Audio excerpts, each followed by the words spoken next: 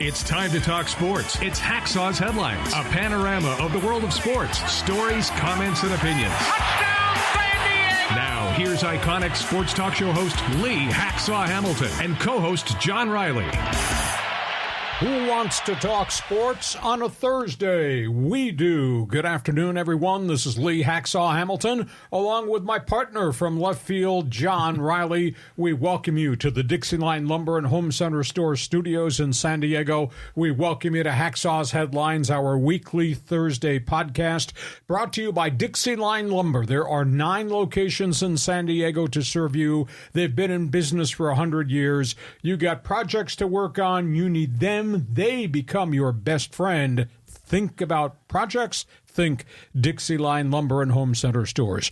John Riley, good afternoon. What an unbelievable weekend and week of emotion we have as we go towards this great sports weekend. Yeah, I think the whole San Diego community are kind of mourning the loss of a great one, but there's still a lot of sports information to talk about. Ton of things to talk about, and let's talk about a couple of quick things right at the top of our live stream. One is the brand new Hacksaw group that we are forming, the Insiders Group. Explain to everybody that watches our podcasts on Thursday, the bonus podcast on Monday, how we now want people to join our team. Yes, you can join the team. It's Hacksaw's Insiders Group, and you're going to have access to a lot of bonus content. In fact, we just sent out the first email to the list this morning, the best 15 minutes in sports. We got a response from one of the guys saying, oh my God, this is incredible. The data that Hacksaw puts together every day. I mean, it's how this dude preps for the show. So if you want to sign up and get on the list, just go to LeeHacksawHamilton.com, put in your name and email, and we'll be sending you updates. And we've got a bunch of creative ideas for 2024. And by the way, at the end of our podcast, are you going to join us? You are hereby requested, mandated. You are bleeping ordered to join us. We started this thing called Fans Forum. It was an experiment. It's just exploded. You got questions. We know we got answers and opinions. John, explain how Fans Forum works for everybody that watches our live stream. We got a lot of housekeeping before we get started. So Fans Forum is your chance to get involved. I already see Raul and Sergio that are in line waiting to talk to Hacksaw. If you have a comment or question about anything in sports, just type it in the live chat on Facebook or YouTube. And a reminder, if you like sports, have you sampled what I do every day? Have you sampled my website? That's the address right across the top, LeeHacksawHamilton.com. You check it. You won't believe the volume of information that I provide, the best 15 minutes in sports, my one man's opinion columns, Hacksaw's mini polls, etc. Okay, that's the business of our podcast. John, let's get started. We got a lot of topics on the table to roar through in the next hour. Yeah, so I think we're all remembering Peter Seidler. It's been a really emotional week in San Diego. Yeah, it really was. It's almost as if you lost a good friend. It's almost as if a family member passed away. The response in San Diego, the response across Major League Baseball has been phenomenal. That's a great headline you posted there. How do you evaluate the value of a man like Peter Seidler? Is it on business accomplishments? He created a $5 billion investment company in the late 1990s. Do you validate him, his personal goals, succeed in business, succeed in Major League Baseball? Is it about relationships with big business, with baseball executives, with his players, with John Q. Fan, with the media? Do you evaluate him on his charity work, what he did for the homeless, abused children, battered women? Most amazing aspect, I emailed a number of my baseball contacts and said, give me a phrase to describe who Peter Seidler is, and it's phenomenal. Amazing angle to the story. He decided to buy the Padres while he was undergoing chemo treatment in Marina del Rey. Wow. He of course, came from the O'Malley family. That was all baseball dating back to Walter O'Malley moving the Brooklyn Dodgers to Los Angeles in 1958. And he was involved with the Dodgers, and he came here. He was eclectic. He was generous. He was warm. He was positive. He was dynamic. He was diverse. He was a listener. My relationship with him is kind of cool. I didn't know him when he was introduced as co-partner with Ron Fowler after they bought the franchise from Jeff Morad. He came up to me afterwards and introduced himself.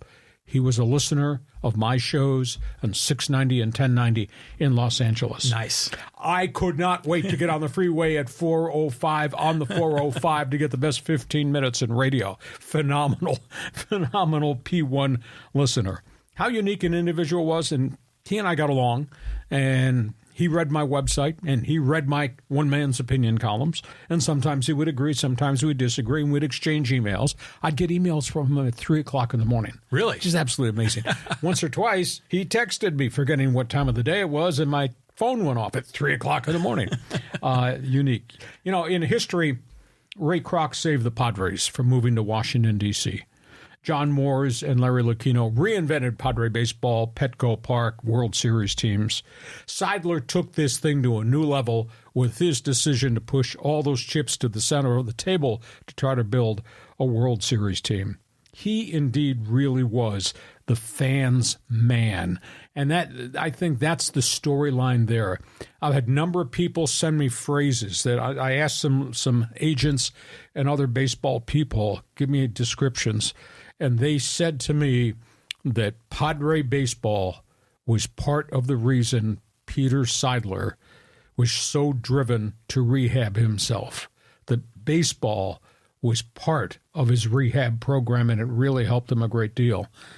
What a unique individual. You know, and I was thinking about this morning as I was sitting in traffic. Two most impressive people, me as a member of the media, working with sports people. Two of the most impressive people I ever crossed paths with were Padres. Mr. Padre Tony Gwynn, who got it, who knew what my job was and cooperated. And that man, Peter Seidler, Padre Peter, if you will, Senior Peter, he got it too in terms of living life to the fullest. He was such a positive guy, and the things that people just wrote to me in the last 48 hours about describing who he was and how he acted and what he represented. Phenomenal person. And he always had an answer, and he always looked at the cup being half full or 3/4 full, and if there was a problem, they would solve the problem. I just think what a spectacular individual. John Rowley says, I just say the word love. I mean, that's the vibe I always got from him. And, you know, a lot of owners, there's a lot of really bad owners in sports, and we've had a number of them here in San Diego. But Peter Seidler is so different than the rest of them. I mean, yeah, sure, he's rich and he wants these spending his money on his passion, but he's just such a good guy, you know? And I've often said that Steve Fisher, the former coach of the Aztecs, is like an angel. So is Peter Seidler. St. Peter. Yeah, absolutely. I mean, these are like, you know, gifts from heaven for San Diegans. So we're all mourning. I've seen the site at Petco Park up those stairs. I saw, the mural on the wall. The mural. Downtown. Oh, the mural looked really cool. Yeah. And Yu Darvish and his wife were paying their respects. So the community has really come around on this, and it's sad, but it's still coming from a place of love, and it feels okay. I would hope that they would do something spectacular. You know, where they have the flowers and the pictures they put up the last 2 days. Oh, yeah. Maybe they should name that Seidler's Stairs. Yeah. Or maybe they should name it Seidler Field at Petco Park. Or maybe the Stairway to Heaven. Not a bad call. Come up with an insignia, a baseball diamond, and the letter P, not for Padres, but for Peter. Instant into the Hall of Fame at Petco Park with the Padres. Oh, yeah, that's like an easy decision. There's so many cool things that they can do, and we will never forget the guy. But I thought about all the unique people that I've crossed paths with as a working member of the media, some good, some bad, and the parallel between Mr. Padre Tony Gwynn and how he treated us and how he was always available, and Senior Padre Peter Seidler and his response all times, all hours of the day. I ran into him downtown in a CVS drugstore. He was buying shaving cream. We went and stood outside and talked. Nice. I ran into a parking lot across the railroad tracks from Petco Park, and he had grocery bags. He was going into his office. But man of courage. I mean, he fought cancer for a good 15 years. Yeah, he 3 did. times.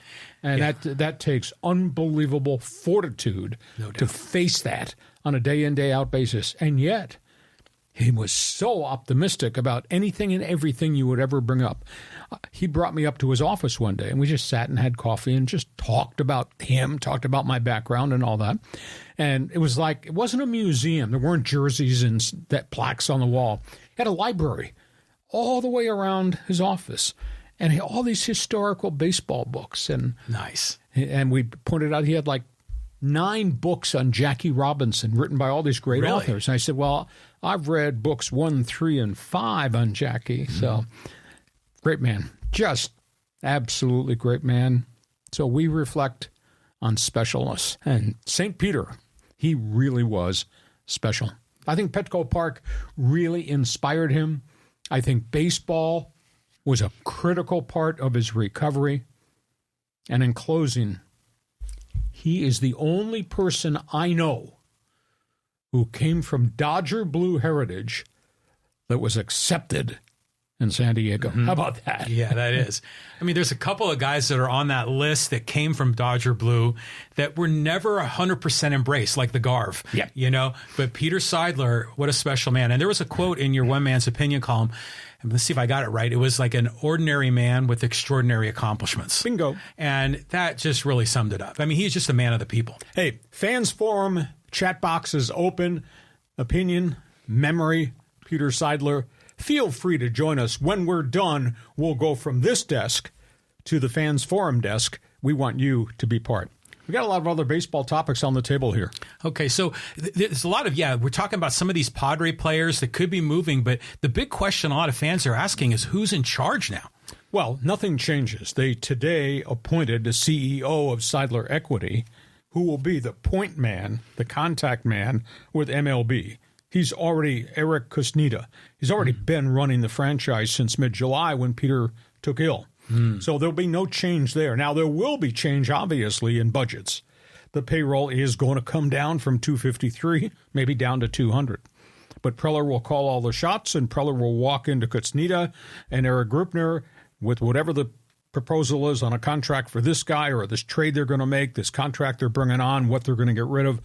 So I think the operation will continue as is at this point in time. So we go towards what's happening on the player front. How about Blake Snell? Second Cy Young Award of his career.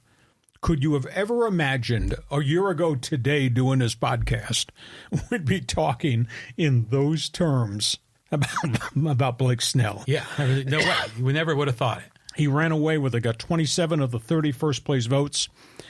Team didn't make the playoffs. He did what he could. 14-9 record. That doesn't sound impressive. But then when you realize his ERA was 1.25 from May 9th to the end of the season, 1.25 ERA. That's Bob Gibson-type numbers from way back in the day. Now, I was a little bit stunned as he accepted the award, and on the Zoom call, he said, I've waited a long time for free agency. I am ready. And he made a really offbeat comment, but he's kind of offbeat.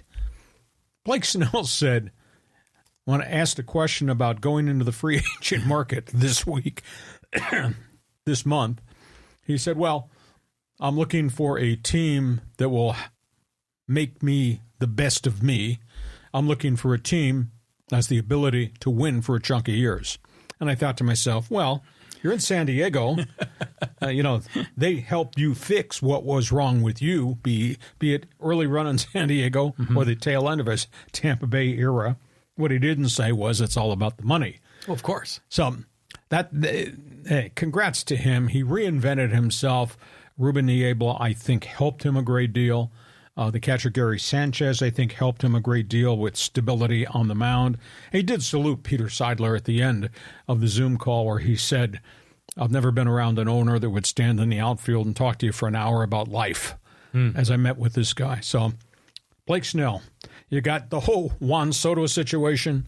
Rumors are everywhere that the Yankees are going to make a package offer. Now we hear the Cubs are intrigued by Juan Soto. You add into the equation, there's people like the Red Sox. If I'm the Padres, I just don't think I can trade this guy right now because I think it'd take way too much out of your roster if you dealt him for a bunch of prospects and one or two major leaguers, and the fact you're obviously not going to have Snell and not going to have Hader. John, your turn. My turn. So a couple of things. First of all, big kudos to Blake Snell. I mean, what a great run he had. Well deserved. He's got an AL and an NL Cy Young, and he did it as a Padre. And to your point, the team he wants to go for, it sounds like San Diego. But the big question, of course, is if without Peter Seidler, what's the payroll, and are they going to be able to afford Blake Snell and Juan Soto, one or the other, or both, or none? So we're going to have to find out here. The rumors, keep swirling, but I'm still not sure what the payroll level is going to be now. I mean, well, they say 200. That's what's being intimated by insiders. So 200 places them inside the top 10.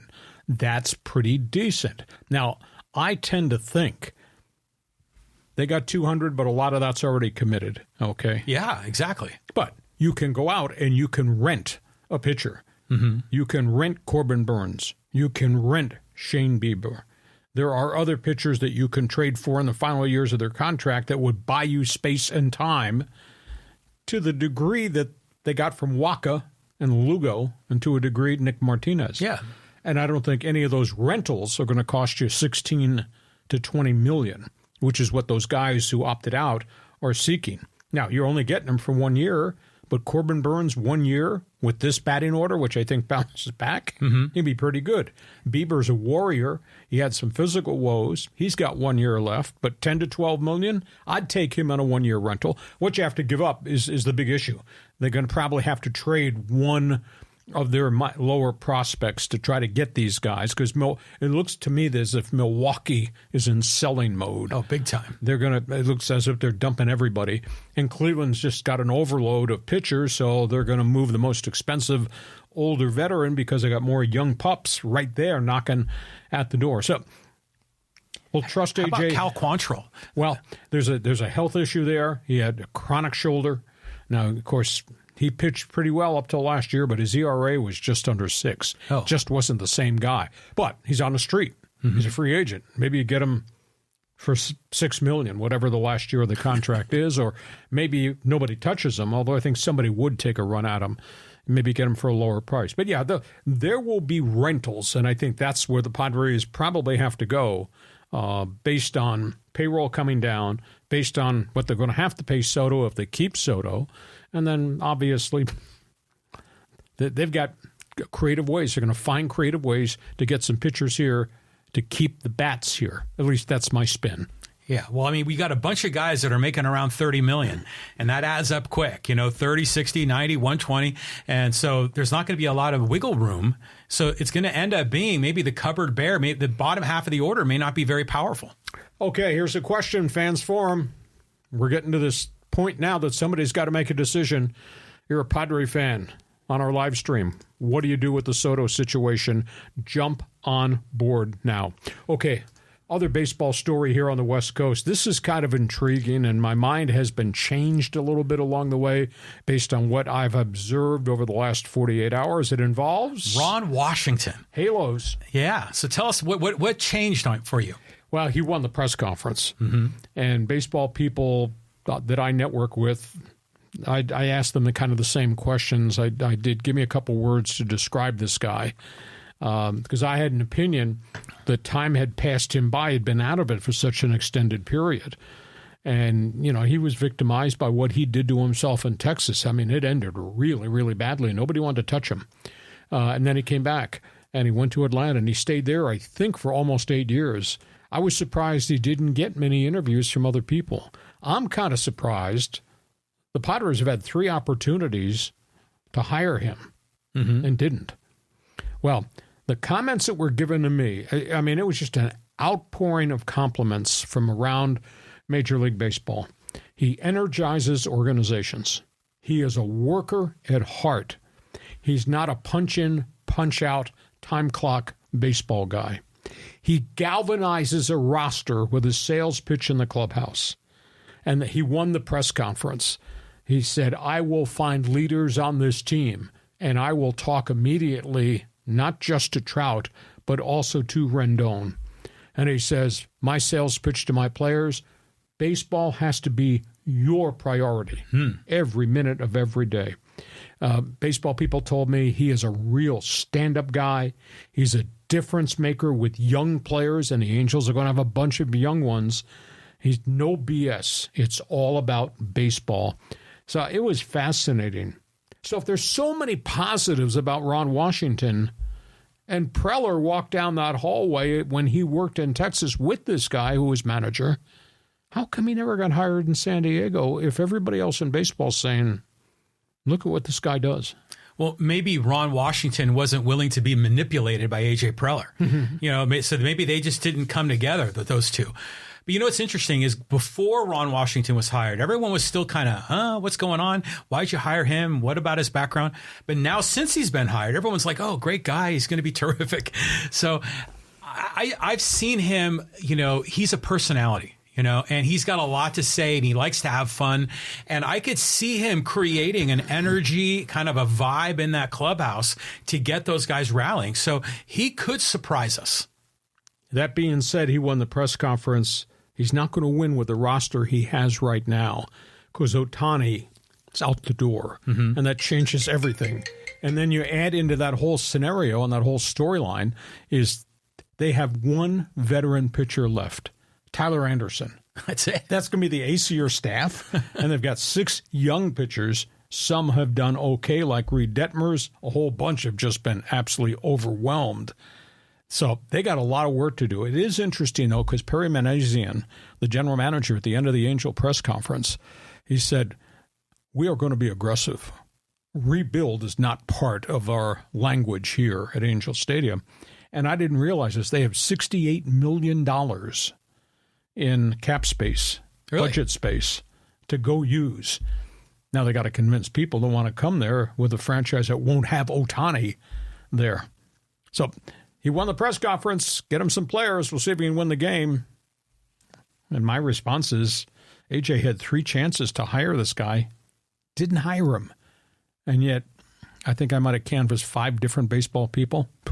I got this glowing sales pitch about who he is, how he acts, what he's learned. Maybe that's got something to do with post-Texas. Well, it was the Jace Tingler hiring, right? Was that the one that was... well, they had the chance before they hired Andy Green. Oh, it was Andy Green. Okay, They had the chance before they hired Jace Tingler. Right. And now, granted, Bob Melvin, real proven commodity till he got here. But there was a chance there to do something with Ron Washington at that point in time. And now this point in time, he didn't get hired. So yeah. Well, just like Dave Roberts, right? Yeah. We didn't give him the time of day, and he's had some pretty good success.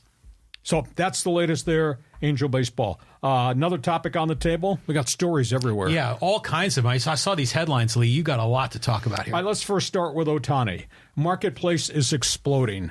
The report out of Chicago about 2 hours ago, the Cubs are not bringing back Cody Bellinger. The Cubs have a lot of budget space. The Cubs are going to try to make the run at OHTANI. Could you imagine Shohei in Wrigleyville, friendly confines of Wrigley Field?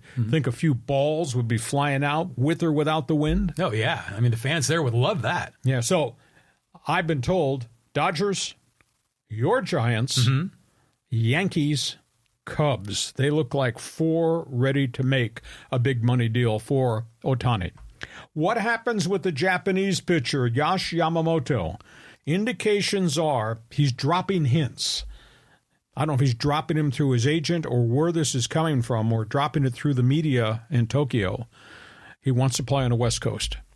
I would have thought that guy would have wound up with the Mets, with Kota Sengai, who they got last year, or that guy'd wind up with the Yankees. But at this point, it does not appear that that's happening. So you got that situation. If he's going to be West Coast, does that mean OHTANI and Yamamoto, Dodger Stadium? Giants need pitching.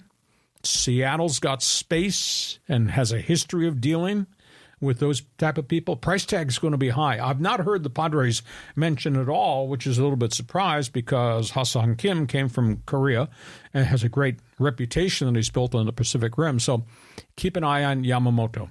I don't understand this Yankee story. Brian Cashman, who put on a really flame-throwing press briefing last week about I believe in our people and you don't have a right to criticize us, blah, blah, blah, blah. Yankees were wrecked by injuries. He made a comment about Giancarlo Stanton, and it said, because Stanton had a miserable season, hit 191 with 24 home runs. It was more time on the injured list than he was on the field. He said, well, I expect him to get hurt again because that's who he is. His agent went crazy. Yeah. I don't know, Cashman must be losing his mind because the stuff he said last week at the press conference said, I believe in our effing team, even if you don't. He was lecturing the media, and, it's just one of the worst records Yankees have had in decades. But why would you make this comment about he's going to get hurt again because that's who he is? Well, he's not necessarily wrong. It's just the wrong thing to say. Oh, you think? Reel that one back in. Dodgers, we talked a little bit about this. I think they're going to be active. If not Yamamoto to go with Ohtani, then maybe a trade. I think they're going to look at Corbin Burns. I think they're going to look at the Cleveland pitcher. There's a report that they're closing in on a deal to get Cincinnati second baseman Jonathan India. Oh, wow. Cincinnati's got a ton of guys coming, and they're looking for one of the younger pitchers the Dodgers have at AAA, and just a straight-up swap for India. India would solve one of their infield problems there. There's also talk, although I don't quite understand why the Yankees would do this, but the Yankees are shopping Gleyber Torres, second baseman, third baseman, who's really been productive the last couple of years, but they need pitching, so Torres could be available. And in Milwaukee, I'm sorry, I don't understand this hire at all to replace Craig Counsell. They went and got Pat Murphy. Pat Murphy. He'd been a bench coach for Craig Counsell for 8 years, coached him when they were at Notre Dame. But Pat Murphy was here. He was the guy that went into the dugout when A.J. fired Bud Black. Mm-hmm. He didn't want to manage. He was the most offbeat, disinterested participant as a major league manager as I've ever seen. I thought he was a lifer coach, and Milwaukee picked him. Milwaukee's obviously blown up their roster. I mean, Burns, Willie Adames, Christian Yelich, those guys are all going to vacate, and they've already lost Brandon Woodruff for next year. So maybe Murphy takes a job because it was about the only guy that wanted to go to Milwaukee, maybe because he's cheap. But I thought that was a really strange hire. So I said a lot there. You respond to Ohtani and Yamamoto and take it there from the Yankees GM and the Dodgers and the Brewers. Well, it's natural to assume that these Asian players want to play on the West Coast. I get that because, if they want to go home, it's a lot easier. And there's probably going to be a little bit more culture along the West Coast that they'll be able to integrate in. So I get it. There's a lot of people chirping. Some people are even on the fans forum. Some guys are saying, Ohtani could maybe even stay with the Angels. There's a lot of people that think that could happen, which would be a shocker. But Ohtani to San Francisco makes a lot of sense because they've been trying to get a big man. And they've tried really hard from Correa going back. And Aaron Judge, too. Yeah. He was a NorCal guy. They thought they had a shot. So they're ready to spend money. Yamamoto, to me, is the fascinating pick here. I mean, that would be a perfect one for the Padres to pick up because they've got to get pitching. And he looks so good in the WBC. But the other comment to make is about Pat Murphy. And before he came to San Diego, I think he was the head coach at Arizona State. And prior to that, Notre Dame. Right. So he's worked with young kids. And, he's apparently well thought of because I remember when he was the interim coach after Bud Black got fired. Interim manager. He finished out that season. Yeah.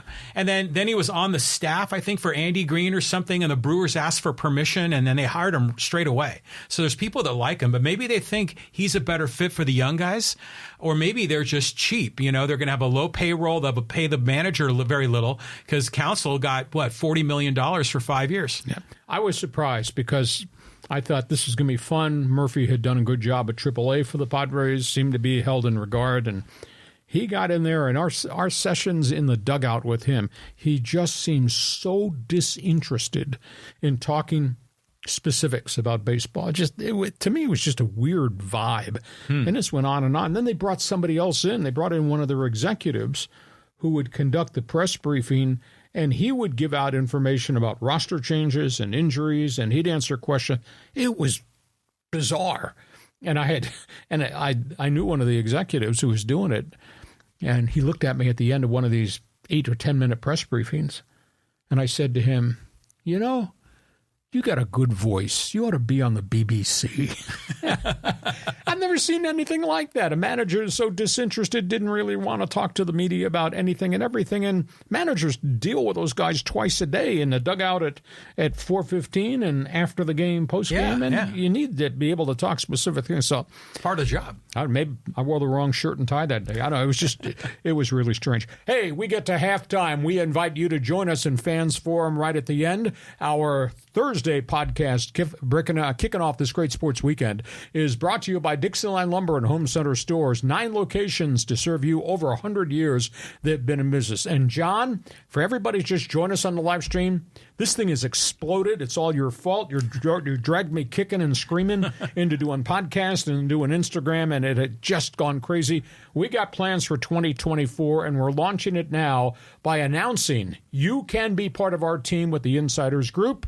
And how do they join our team? Yeah, so just go to LeeHacksawHamilton.com, and at the top of the page, there's an orange box. Just leave your name and your email, and we'll get you involved. And so we've got a lot of special content. We did the fastest 2 minutes there on a previous podcast. We're doing a lot of extra bonus content, and we've got a lot of very creative ideas for next year. So if you want to get on board, join us in the Hacksaw's Insiders Group. Yeah, just fill it out. Go to my website, LeeHacksawHamilton.com. There's a big orange box on the upper right-hand side. Orange, by the way, is the color of the day.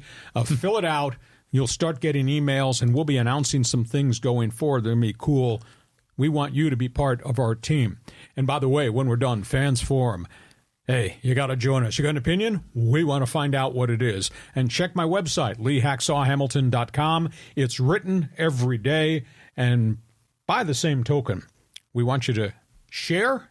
We want you to subscribe to what we're doing, because then you'll get all the alerts for all the unique and different things. I want you to tell all your friends Hacksaw is back. And let's talk about the people that have made this possible. Our friends at Dixieline Lumber Home Center Stores. John, you got projects. I got projects. I know nothing about construction. Those guys are going to bail me out. Oh, totally. They're going to bail you out. You know what's interesting, too, about Dixieline is that many homeowners in San Diego know about them because they have a hardware store. They got a small lumber yard in the back of the retail shop. But, you know, half of their business is unseen to regular homeowners because they sell huge quantities of lumber that are going out to all these custom home developments, to a lot of this multifamily dwelling apartment buildings that are being built throughout San Diego. So Dixieline is part of a larger company called Builders First Source, which was the biggest lumber company in America. And so there's a lot going on in San Diego that Dixieline's a part of. Build it or fix it. Guarantee you will enjoy it with these people, Dixieline Lumber. We go to the second half. We flip topics on the table. We go from all things baseball to an awful lot to talk about in football.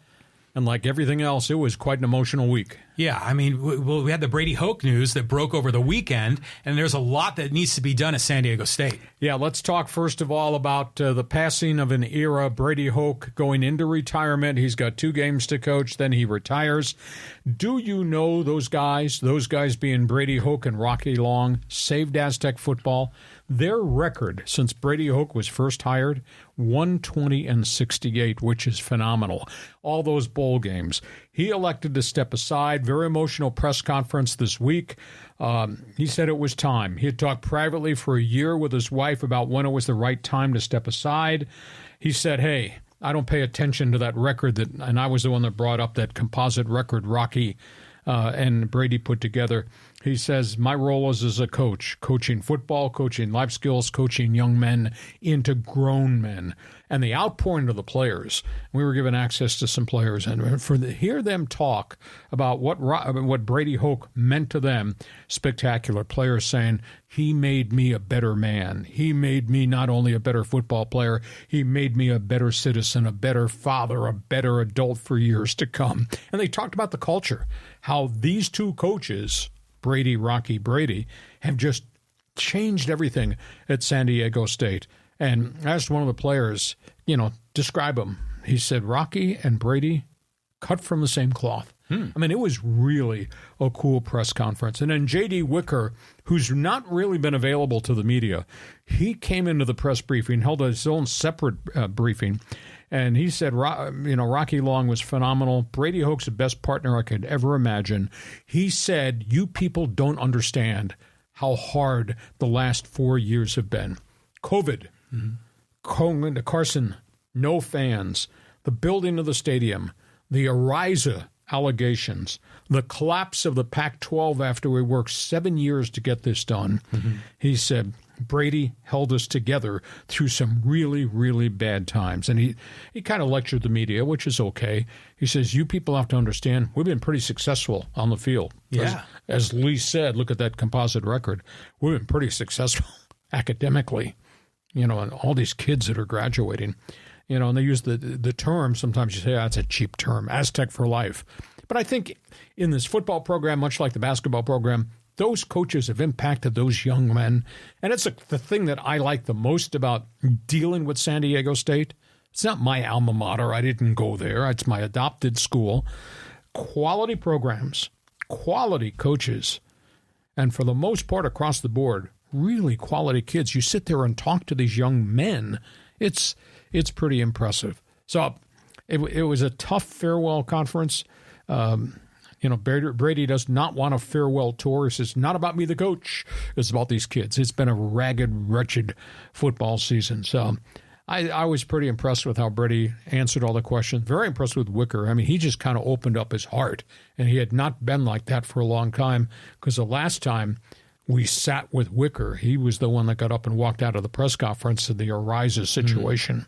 Yeah. Well, they went through some tough times. With the list that you said is a huge list of challenges. But to win roughly 2 out of every 3 games for a decade, am I doing my math right? I think I'm right?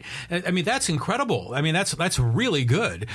So there's a lot to be proud of. And, kudos to San Diego State, because the basketball coaches are also impressive men. Yep. and are all about this, not just saying student athlete like, a flippant term. I mean, they really care about those kids and finding, the best, pathway in their life. So Wicker has actually a lot to be proud of, because he's been the one that did all that heavy lifting for that stadium. So we're going to see where we go next with San Diego State football. On we go, because now the coaching search has begun. I think they're asking for permission to interview people, and there's a couple of unique names that have kind of shown up in about the last 48 hours. Andy Ludwig was an assistant coach here, young part of the program. Andy Ludwig recruited Ryan Lindley, offensive coordinator. So there's a working relationship there. Andy Ludwig went to Fresno State, learned a lot of X's and O's in the throwing game. He's at Utah, and that program has been really dominant. Oh, yeah. I think Andy Ludwig's a hot candidate for this job, because he's done everything everywhere he's been.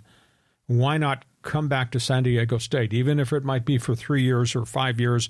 Who knows? Second one, Ken NUIMATAOLO, former head coach Navy. Phenomenal job. I think his record at Annapolis, and that's a very unique atmosphere, 103-84. All those bowl games with the Naval Academy. Now, last couple of years, not so good. He left. He was actually asked to leave. He's at UCLA as an offensive consultant for Chip Kelly. I think I'd make that phone call to him, because that's a very unique man. You're talking about a man with values. Oh, yeah. You coach at Annapolis. And, of course, I'd mentioned last Monday in the bonus podcast, I would call David Shaw to feel him out as to whether he wants to return to coaching. He did a phenomenal job at Stanford and then stepped away. Bronco Mendenhall was at BYU in Virginia.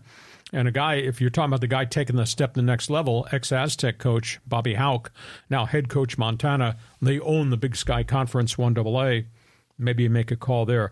But Ludwig's name kind of caught my attention because he's been here. The relationship with the offensive coordinator, Ryan Lindley, would have something to do with it. And the fact that he's learned under some pretty good people, Fresno and at Utah and a few other places too. Your response? Yeah, that's an interesting list that you have there. You know, there's one other name that people were kicking around on social media. It was June Jones. What do you think of that? June's had health issues, and June is not young. I mean, June's got a lot of mileage on him. And he left Hawaii, and he kind of bounced all over the place. He went and worked in the USFL as a consultant of the XFL. I don't know that he wants to be a head coach any longer, and I think there were some health issues there too. Was he a head coach at San Diego State at one point? No, not June Jones. He played in the NFL for a while. Yeah. He went to Portland State. Okay, but he was with the Falcons too, wasn't Yes. he? Yeah. And then I remember Hawaii for quite a long time, but there was some connection with him in San Diego. I can't remember. Might be friends. I don't know, but he's never been here at San Diego State. He did a hell of a job at the University of Hawaii. I mean, they were flat on their back. They had money problems, had not won. You know, you think of the islands and you think, beautiful area, recruit. Well, it's a long way from civilization. Yeah, for sure. And, I mean, their road trips are real road trips. Yeah. You know, you go from Hawaii and play at Vanderbilt in Tennessee, that's a haul. But he got players to stay home, and he had a 4 or 5 year run because he was a quarterback guru. He played quarterback. He played with and around Neil Lomax and in small college Portland State when they're throwing the football on every down. Oh, Neil Lomax. Yeah, that was Portland State. Yeah. And June Jones brought that whole persona to Hawaii, and he got quarterbacks to come there. Current coach is Timmy Chang, who I think had 12,000 yards passing at Hawaii. Now, he was a Hawaiian kid. But, Nick Rolovich, who went on, has now been a head coach in Pac-12. He's a Hawaii guy. So, yeah, June Jones did a good job, but that was a long, long chunk of time. I think it's a good job. It's they say they're going to pay the right amount of money. So keep that in mind. Okay, we go from that. Let's go to the next football topic. Okay. Boy, there's late-breaking stories on this. Yeah, with Pac-12, I saw like a headline, but I'll let you break the ice. Okay. This is bizarre, everything that's gone on in Pac-12 and the Mountain West Conference. Before we talk about games, this is the story as of Thursday afternoon. On Wednesday in Colfax, Washington, judge ruled Oregon State and Washington State won their lawsuit, and they will take over control of the assets and resources of the Pac-12. Wow.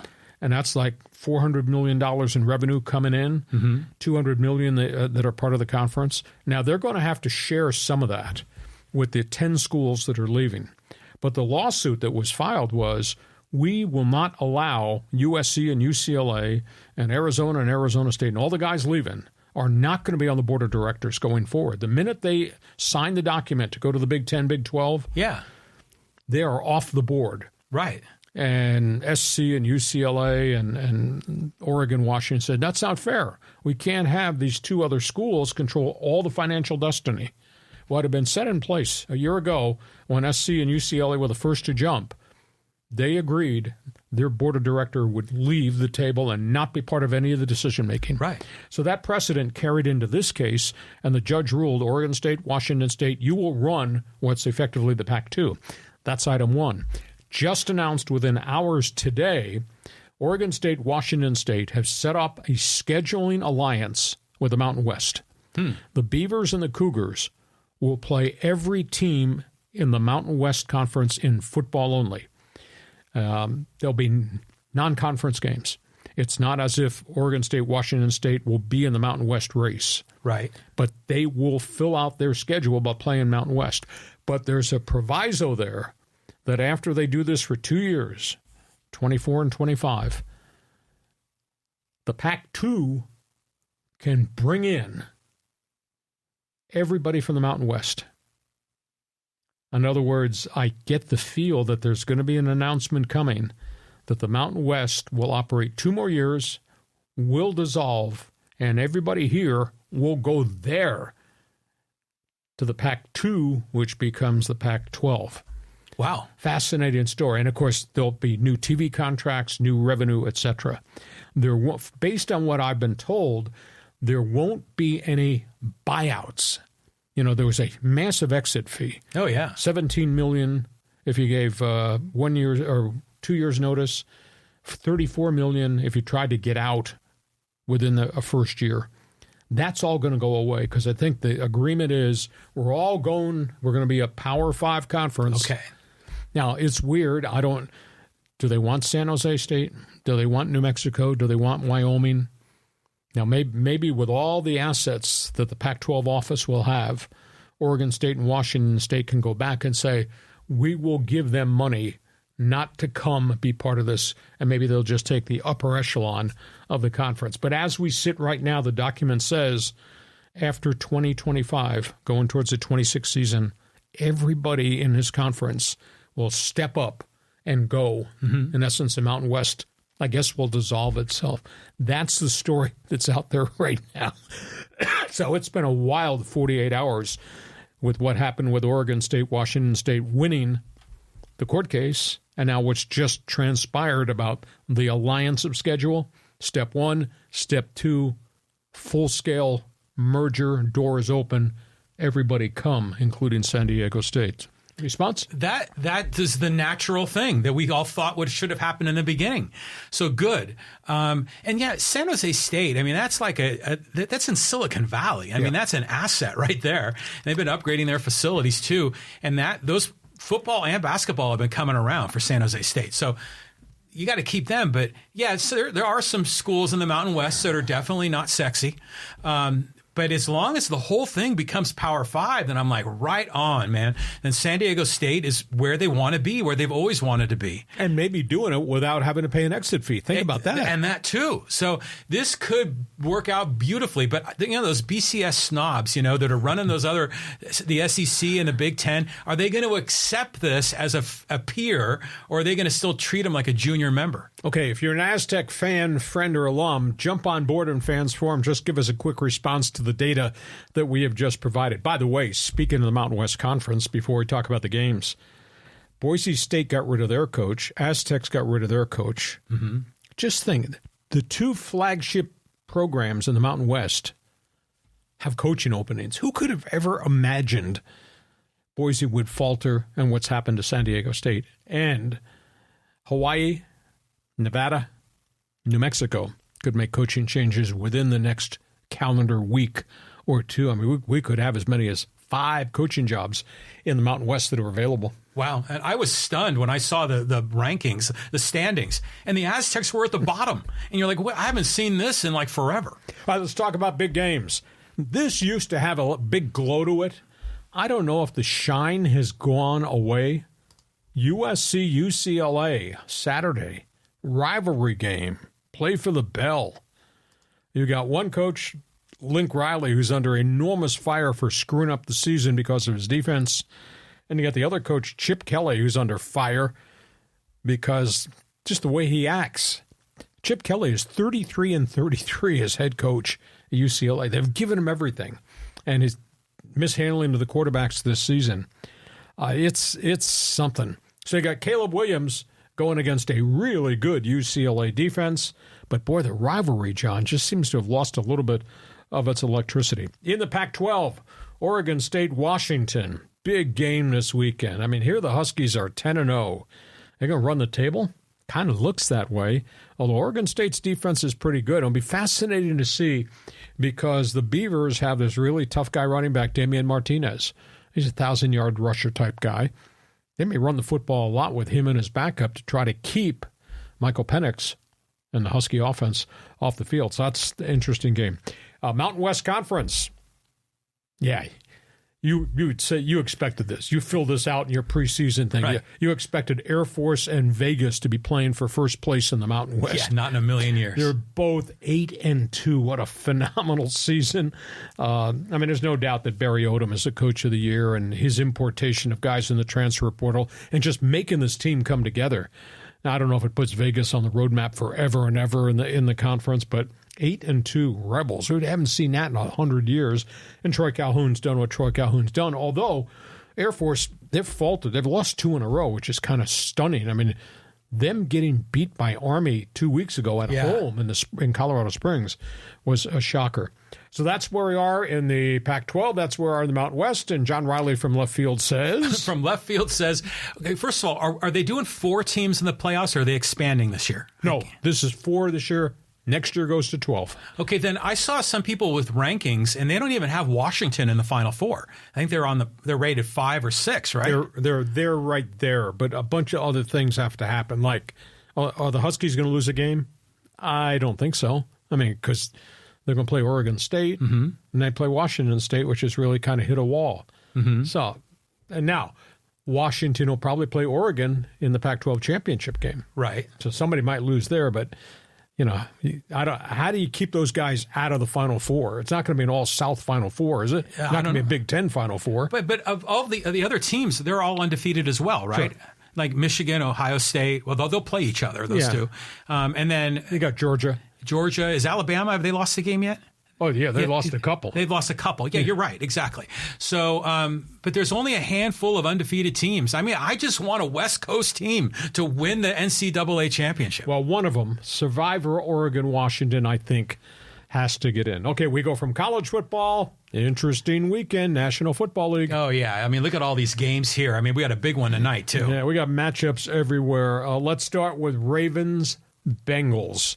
You got Joe Burrow against the number 2 defense in the NFL. Bengals got a bit of a problem because their wide receiver core, led by Jamar Chase and T. Higgins, is kind of banged up. Lamar Jackson, what a phenomenal season. He's got 15 touchdowns already. He's got over 2,600 all-purpose yards. Their running game has just really come together. And Beckham and Zay Taylor are starting to catch a lot of passes.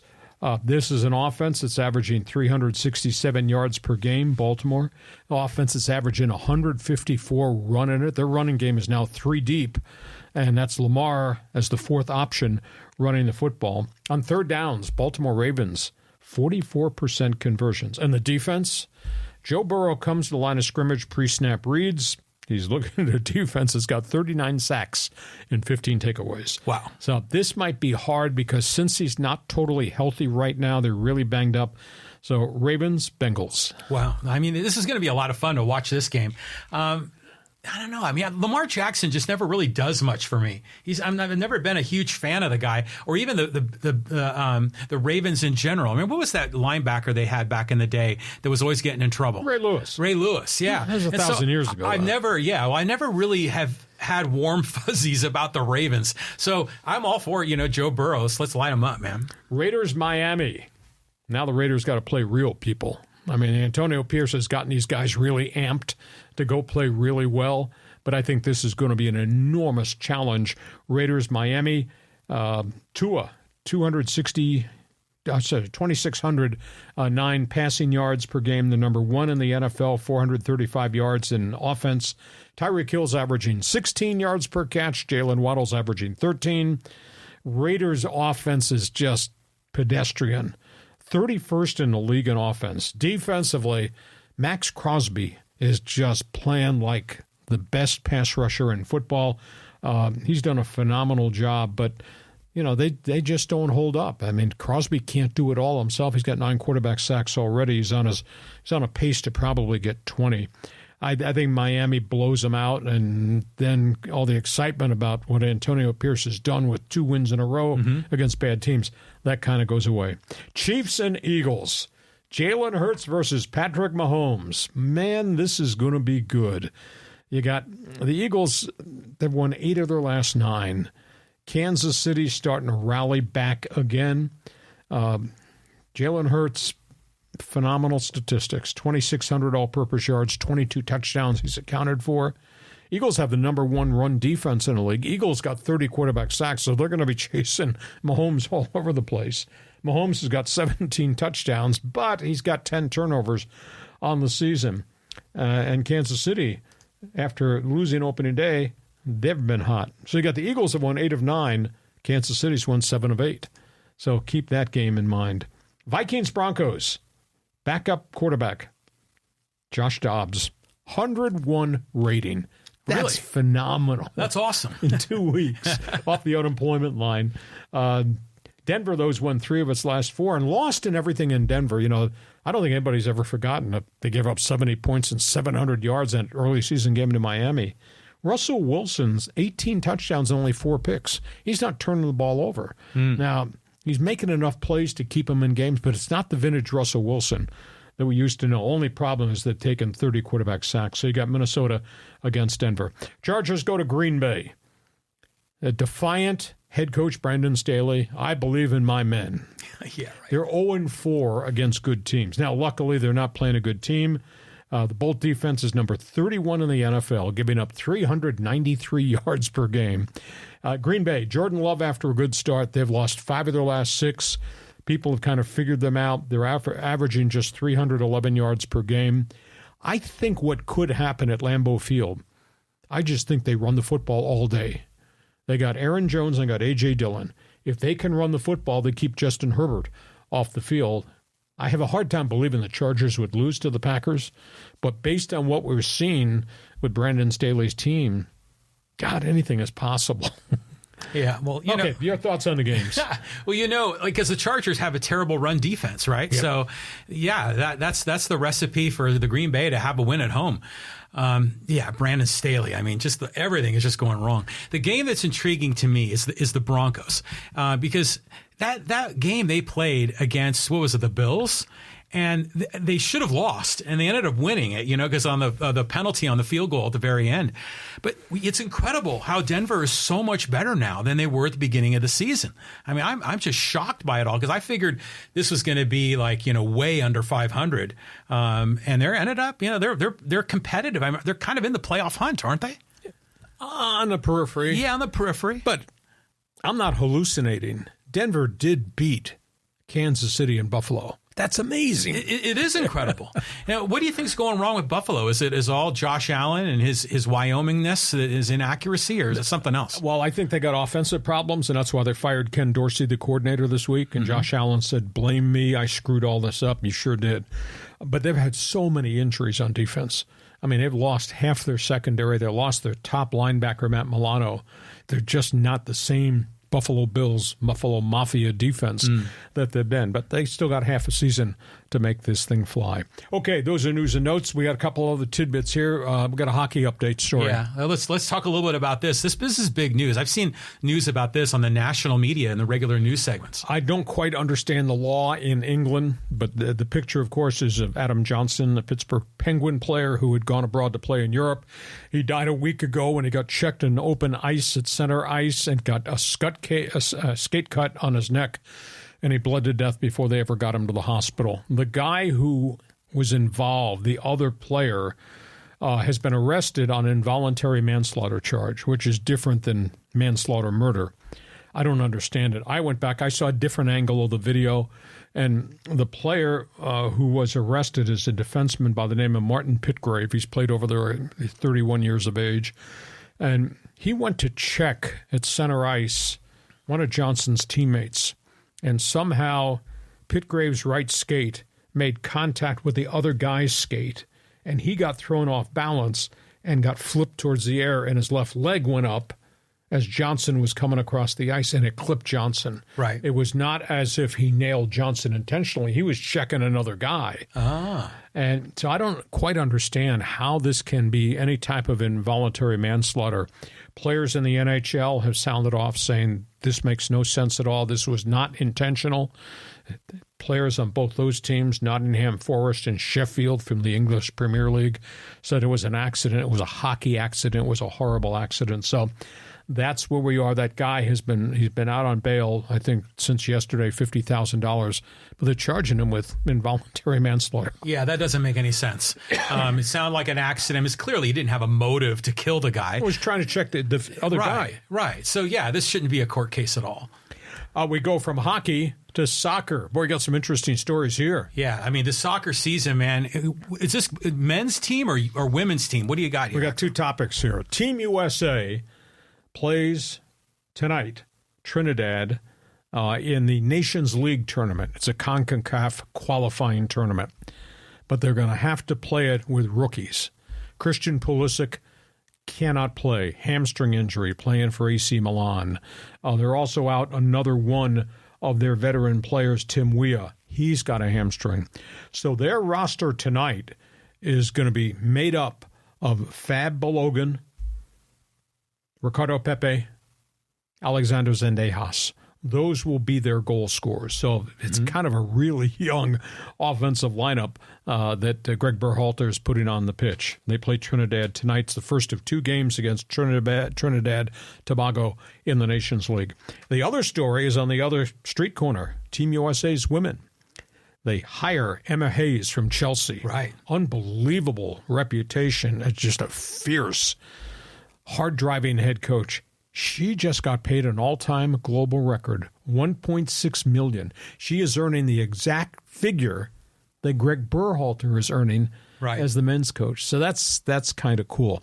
She won't be here till the 1st of January. She's got to finish up English Premier League deals, and then obviously she's got to dive back in because they'll be playing a whole bunch of friendlies, whole bunch of tournaments for the women as they go towards the Women's World Cup. So she brings great credentials, but she is fierce as a head coach in terms of a taskmaster. But she's the best women's head coach in the country, in the globe, and they paid a price to get her. Oh, yeah. I mean, and you see a picture of her, and she looks like a strong woman. Like she's going to give you a check, but I was looking at photos of her, and almost every photo she's carrying a trophy, if it's like the Premier League trophy or I don't know what other leagues they're in. So this woman has great success. So great for the women.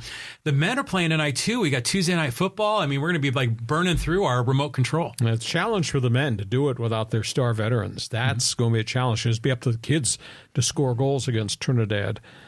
On we go. Fans Forum coming up. Hey, just a quick reminder. John, explain very briefly what we're doing with Hacksaw's new Insiders Group. Yeah, the Hacksaw Insiders Group. It's your chance to get involved. Just go to leehacksawhamilton.com. Go to the website. Fill out your name and email in the orange box. You'll get them involved. We're building the list now.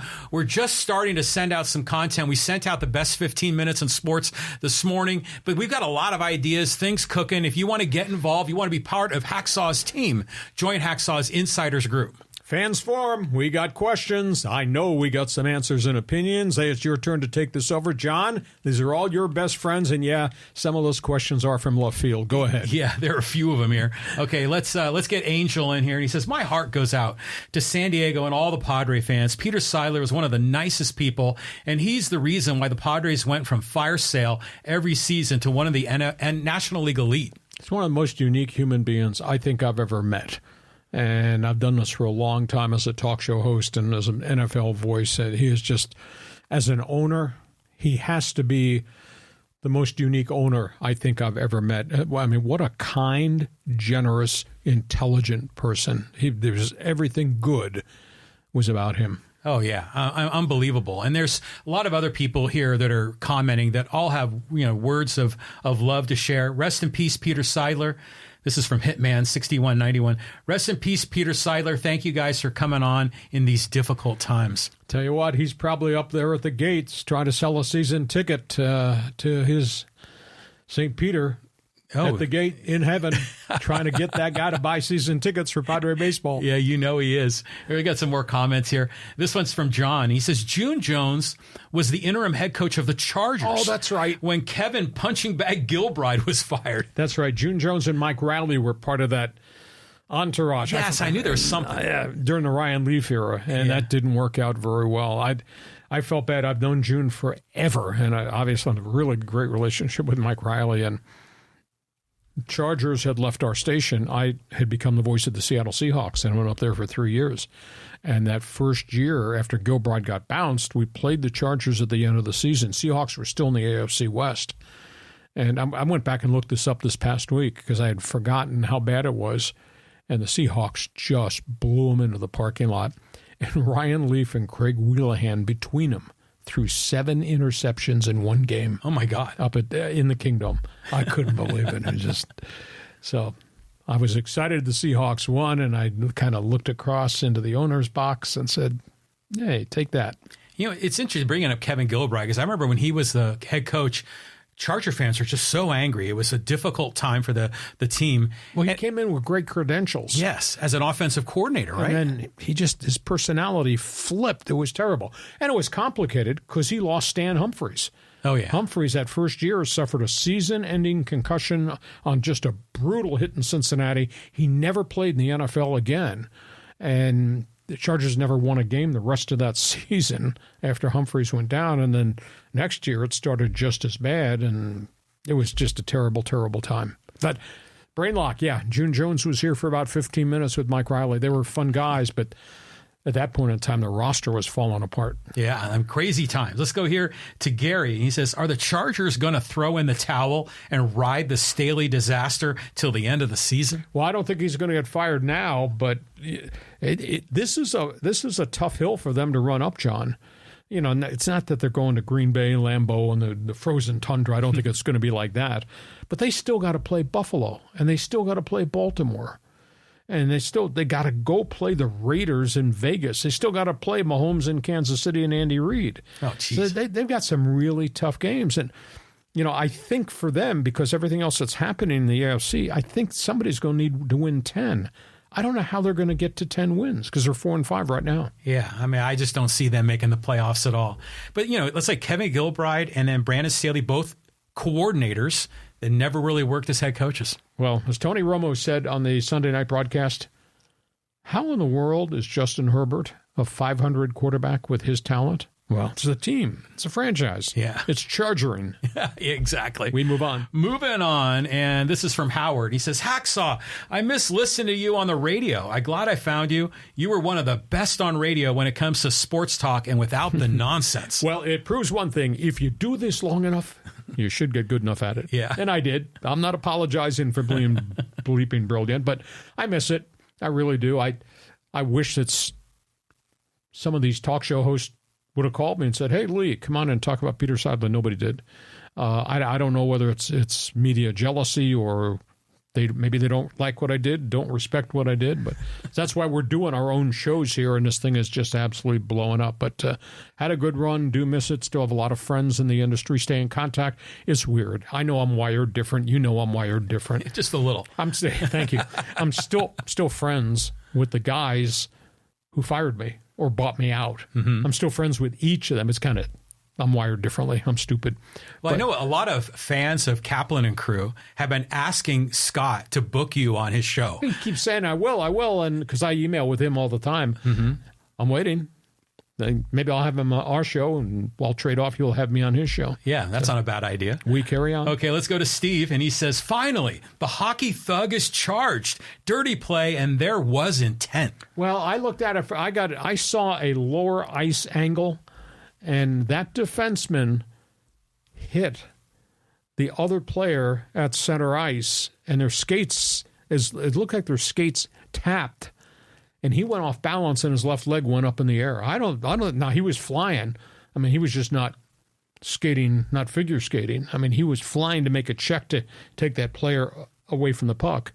I don't see it as being manslaughter. I don't understand it, unless I'm missing an angle. And I haven't been able to find different angles, but I saw a low level angle where the defenseman lost his balance and that left leg shut up. It was terrible. What are some other cases in pro sports where a player died on the field or on the court, not from, like a heart problem, but like some form of impact? Like Daryl Stingley was injured. Well, he got injured on a violent hit. Right. It was an old Detroit Lion wide receiver who died on the field. He had a heart attack on the field, Chuck Hughes. There have not. I don't think there have been any other fatalities in pro football. In baseball, guys got beamed and died, but not. I don't think not on the field. I think there's one major leaguer who died, Ray Chapman. This goes back to 1920 Cleveland Indians history.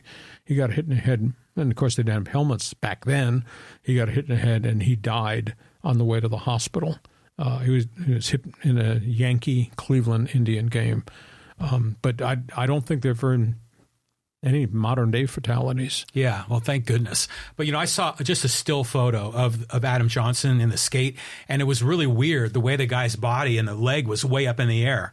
It didn't seem natural. So, I have a hard time seeing that as intent. Well, I think if you just go back in YouTube, maybe you'll be able to find. It took me a while to chase it down, but maybe you'll get the same angle. We'll talk more about it. Okay, let's get some social media comments in here. We got a bunch of those as well. Let's get a shot here at the Raiders. This is from Joey, and he says, the Raider fan is not the brightest demographic. Most aren't capable of change or dressing themselves without assistance for that matter. Oh, shame on you for piling on those people. Do you want to repeat it again? Hey, Raider fan is passionate. That's cool. That's great. I met... There's a guy who was in Oakland, and he went to all the Raider games in L.A. and came to San Diego to watch the Raiders play the Chargers. And he was the guy that had all the paint, face paint, and he had the spikes on his shoulder pads. Mm-hmm. Nicest gentleman at all. Now, I don't think I'd give him all my money being a banker investor as he was, but cool guy. So he gave me a picture, autographed picture, so I put it up on the wall so Raider fans could say, hey, Hacksaw's got one friend.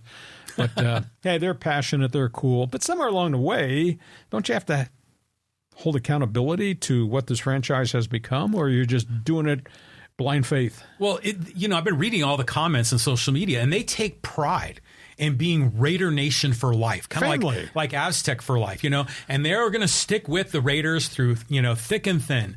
But they still remember being 13-0 on Monday Night Football. They still remember their 3 Super Bowl trophies. They're a diehard group, man, and you got to give them credit for sticking with them when the times get tough. Oh, yeah. They use the word family all the time in Raider Nation, and my response is, Raider fan out of jail on bail, call now. All right, let's get a couple more comments here. And this one is from Dodger 607. He says, because you're talking about the Lakers and all their challenges. He says, the Lakers made 22 3-pointers last night. I guess you missed that. Well, that was a couple nights ago. Correct. Yeah, thank God they're playing Memphis. Memphis without Ja Morant and with a 2-8 record. So I'll just spin this back. Is there a return button on this computer we can hit? So the Dodger fan here will understand that when I looked up on TV last night, they had a 20-point lead, the Lakers did, and when next time I looked up, they were down by 26. Oh, my God. Yeah, and they lost. Yeah. Well, to Sacramento, which had been playing really poorly out of the gate. So they're work in progress.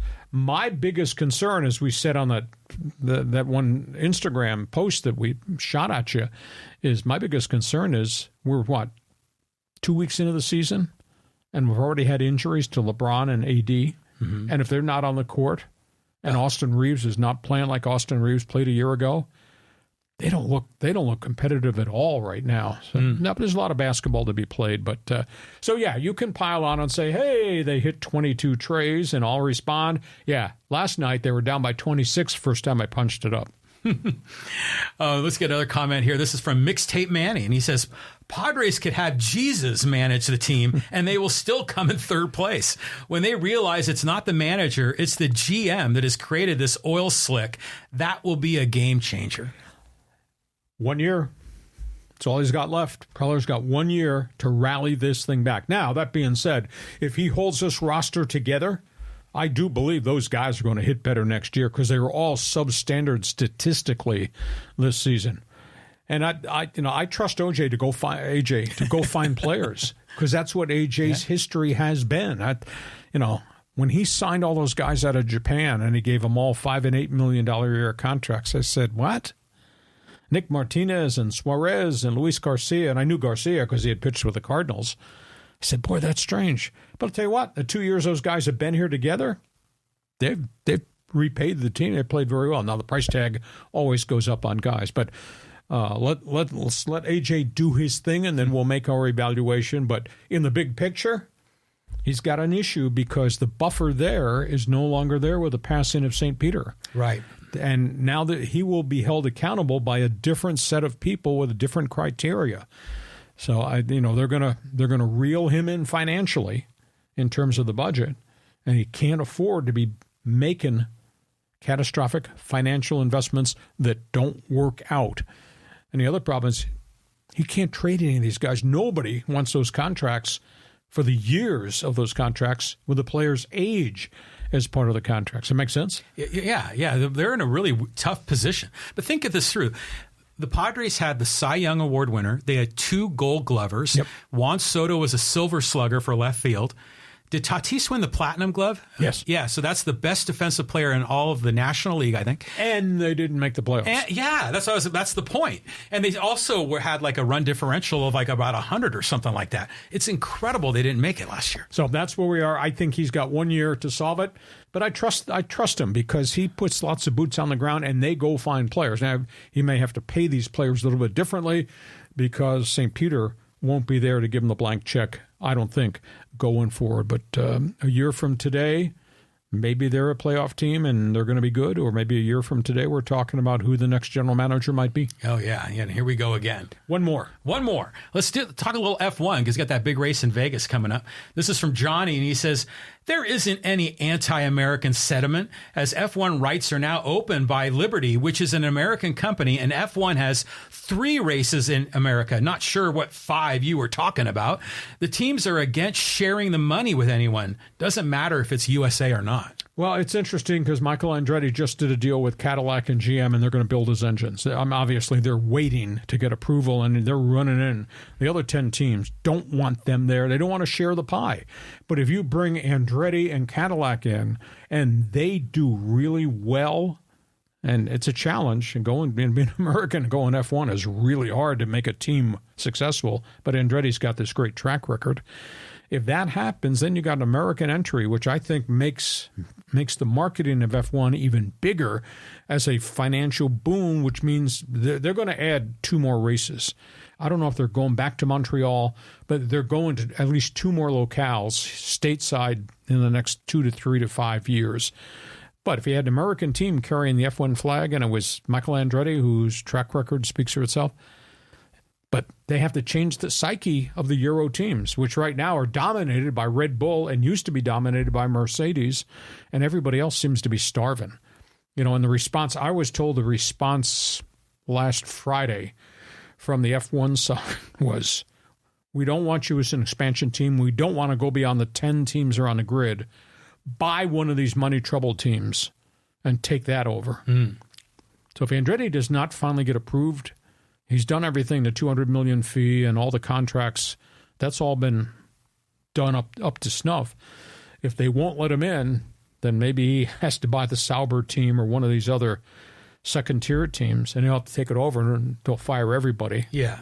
But there'll be 10 teams on the grid still rather than in 11th. It's kind of like buying a liquor license, There's only so many of them to go around, and you buy the place and you blow it out and you start over. Hey, what do you think of that course in Las Vegas? I saw the map of it, and it looked pretty cool. Well, they're going down the strip. There's a lot of screaming that this has been unfair to all the hotels and the businesses because they charged all the hotels that have windows that look out onto the main thoroughfare. They have to pay a fee. Really? Yeah. Wow. And the ticket prices were absurd. And everybody was excited when the announcement, Grand Prix Las Vegas on the Strip, hotels, parties, and all that. And a pile of people bought a lot of really expensive tickets, like $2,000 a ticket. Wow. There are so many tickets available now on the second, what do you call it? Yeah, resale. the aftermarket, resale market, yeah. Tons. And there's tons of hotel rooms available. I don't know if this is going to be a boondoggle financially, but F1 went in and said, you got to pay this price. And the hardcores bought it at that price, and nobody's bought it since. There's a phenomenal number of tickets available in hotel spaces not rented out. And the drivers aren't happy. It's kind of weird. Max Verstappen said yesterday, he says they turned this thing into a circus.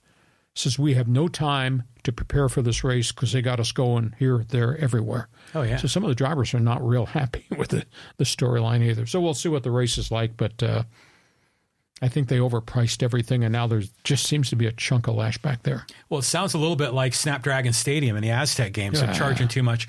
And I know that the Aztec basketball is going to be in Vegas, and Mark Ziegler was talking about how the hotel prices were so high because of the F1 race. But I'm going to watch it. I think it should be a lot of fun. Yeah, very much so. Hey, listen, we hope you have enjoyed our Thursday podcast. We're here every Thursday. We do the Bonus Monday podcast. A reminder, want you to join Hacksaw's Insiders Group. Please go to my website and register. It's a big orange box right on the upper right of the home page because we got a lot of plans going towards 2024. Reminder, share. Tell your friends what we're doing. If you can, give us a thumbs up. We need friends. Give us a 5-star rating because John's in left field. He didn't get a lot of positive vibes out there. Hey, listen, John, have yourself a great sports weekend. We'll catch you come Monday. Come Monday. And have yourself a great sports weekend, too. Thanks for joining us on Hacksaw's Headlines. Join us again for Hacksaw's Headlines on YouTube, Facebook, and Twitter. And find the audio version on your favorite podcast app. Touchdown, San Diego! For more content, go to LeeHacksawHamilton.com.